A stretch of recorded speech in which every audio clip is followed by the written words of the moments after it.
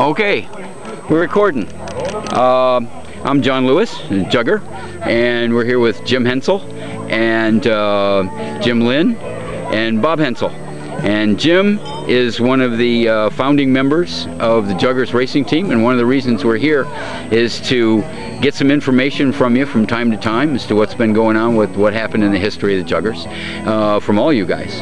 And so why don't you just give us some idea, first of all, how in the world did you guys ever decide that you wanted to form a racing club?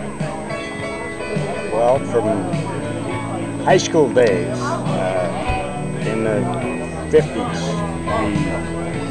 everybody went to the drive-ins and everybody had cars all over, and people started racing. So we decided in the summer of when we graduated from high school, several of us, 7 or 8 of us, decided to form a hot rod club. And at that time there were a couple of drag strips formed, Kingdon or Lodi,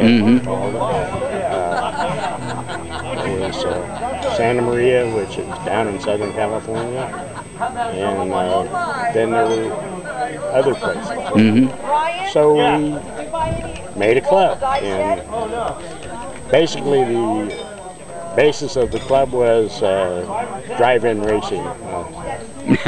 Go to a drive-in, find somebody to race, and that stuff. And then later on, NHRA and some things decided that street racing wasn't the hot setup, and maybe so the Juggers became, after the club formed, became a club which didn't like street racing or didn't do it as much. Yeah.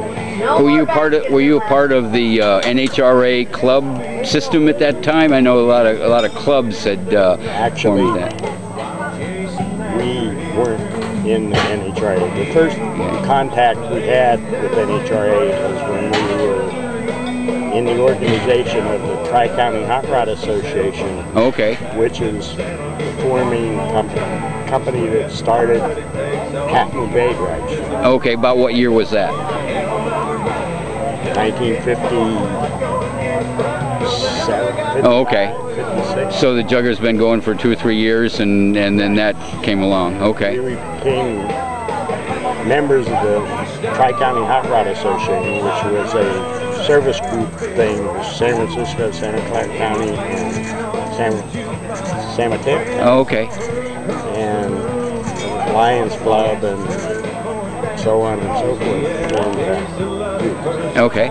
We, one of our members, Joe Carboni, was the president of the Tri-County Hot Rod Association. Okay. And